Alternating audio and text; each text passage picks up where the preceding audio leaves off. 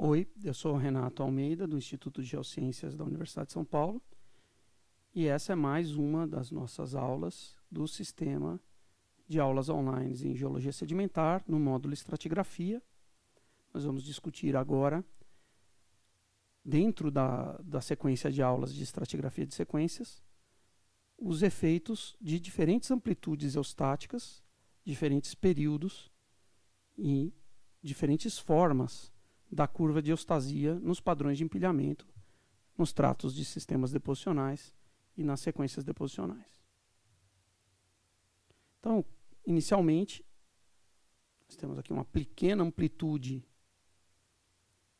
de variação eustática, que é de 20 metros com período de 400 mil anos, e uma subsidência rápida, uma subsidência mecânica ou flexural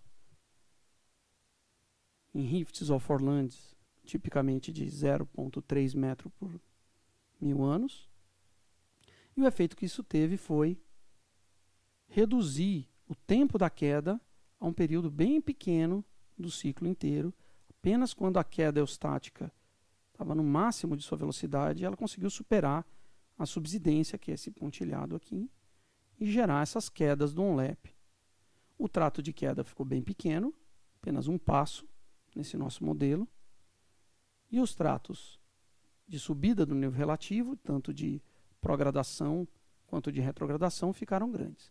Agora, um efeito importante foi que nesses dois ciclos completos, apenas no fim do último, aconteceu retrogradação. Uma progradação inicial, uma queda.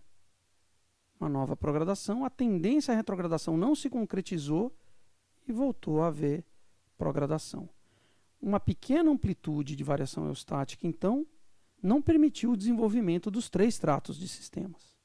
Existe uma queda ainda que difícil de se caracterizar, que durou um certo período, mas a retrogradação não aconteceu, porque não aconteceu uma época de subida muito rápida do nível de base aqui nessa sequência. Então, é uma progradação contínua, queda, progradação contínua, queda. Importante que a gente perceba que isso é muito diferente dos modelos que a gente viu antes, e essa sequência de pequena amplitude e período de 400 mil anos, ela gerou uma alternância de progradação e queda sem retrogradação. Então, pela definição, a gente teria uma sequência marcada por um limite aqui, no fim da queda, e outra aqui. Isso é uma sequência deposicional, isso é outra sequência deposicional até aqui. Aqui começa uma terceira, mas essa sequência deposicional, essas duas primeiras sequências deposicionais, tem dois tratos. Um trato de regressão normal, um trato de regressão forçada, ou um trato regressivo genérico, não dá para chamar de mar alto ou mar baixo, um trato de queda. Uma sequência com um trato só. Isso não obedece ao modelo da Exxon, mas é uma consequência natural de variação eustática de pequena amplitude com subsidência rápida. Numa segunda situação, a gente tem a mesma variação eustática de pequena amplitude, agora com subsidência lenta, e mais uma vez, progradação, queda, progradação, queda. No intervalo em que em outras sequências acontece a retrogradação, a taxa de geração de espaço não foi grande o suficiente. Então, o downlap nunca volta. Ele tenta voltar, mas ele nunca dá uma guinada para o outro lado, que caracterizaria a instalação de uma superfície de regressão máxima e o início de um trato transgressivo. Isso não aconteceu. A variação de pequena amplitude, mesmo com subsidência lenta, gerou uma sucessão de progradação, queda, progradação, queda.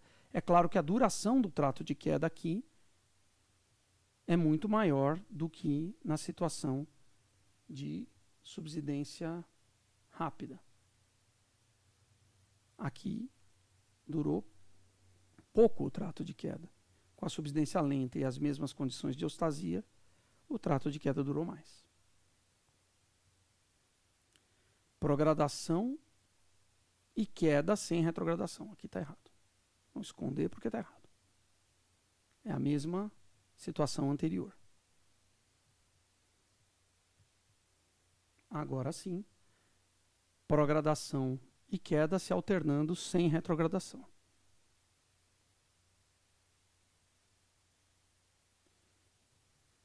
Vamos agora discutir o efeito de uma oscilação estática de grande amplitude. Então agora, antes eram 20 metros de amplitude de oscilação estática, agora nós temos uma amplitude de 50 metros de oscilação estática no mesmo período.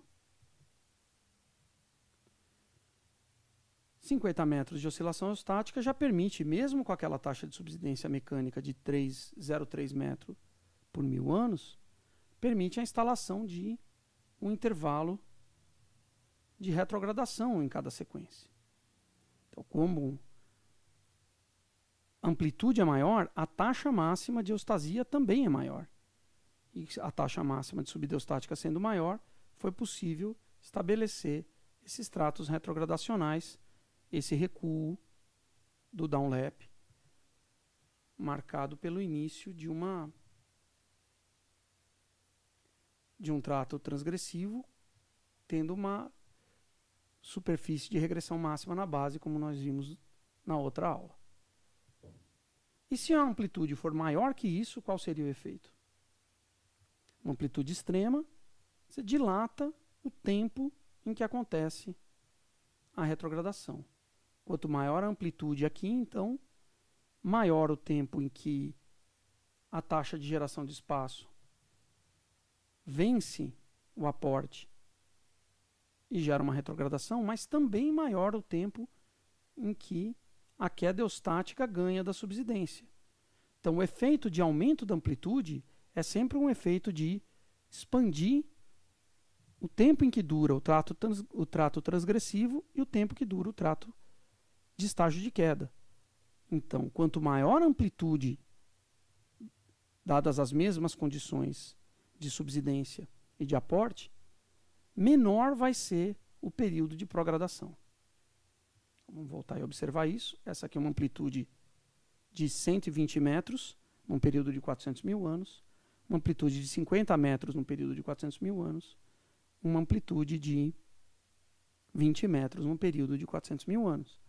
A retrogradação aumenta muito, a progradação diminui por causa disso, e também a queda aumenta um pouquinho.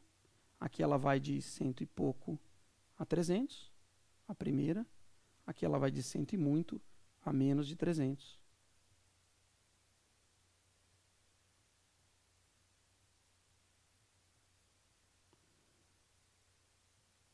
Então, a amplitude interfere basicamente na duração do trato transgressivo.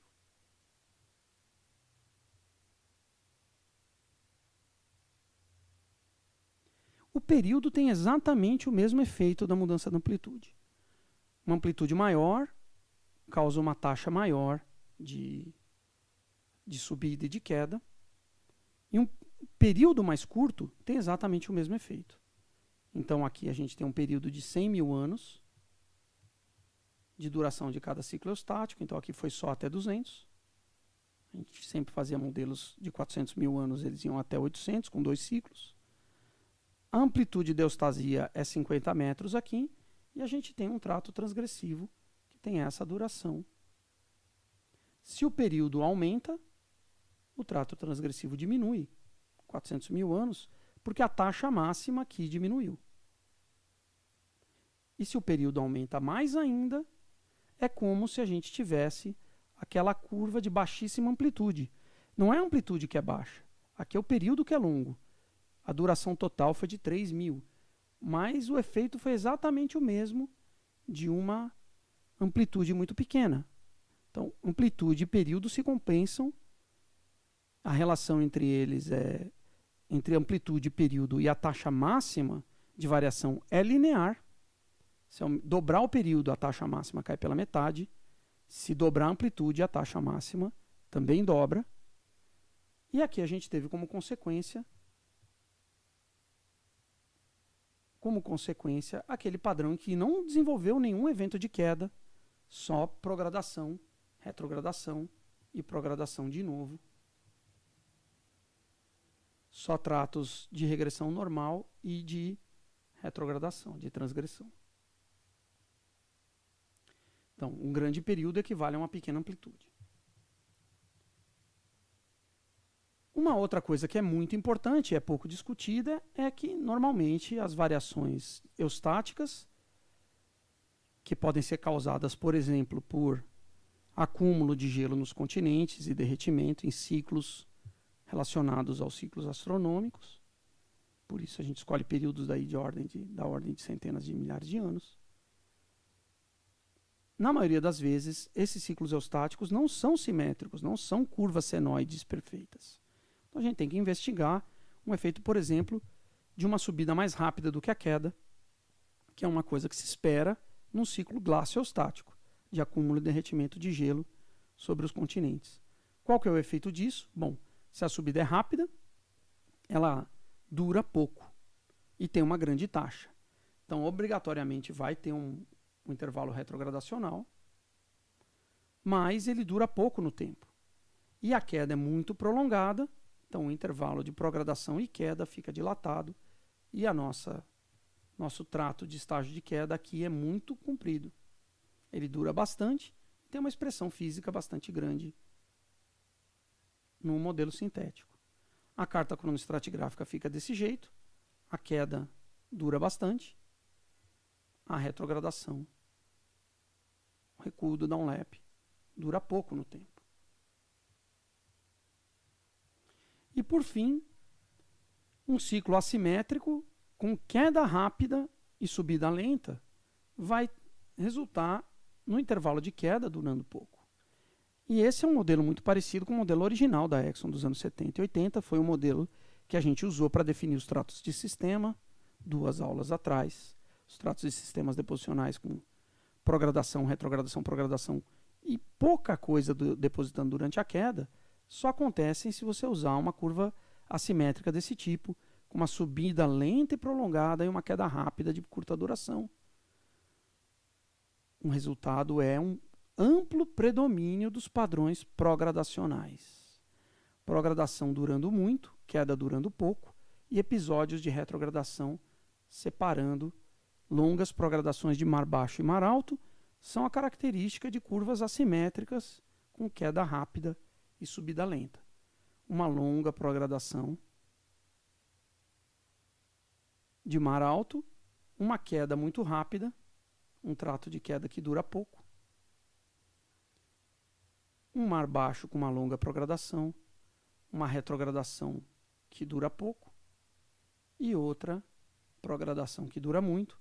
Então, fisicamente dominam os tratos progradacionais. Os tratos de queda e os tratos retrogradacionais duram pouco. Isso é o resultado de uma simetria eustática com queda rápida. E era isso por hoje.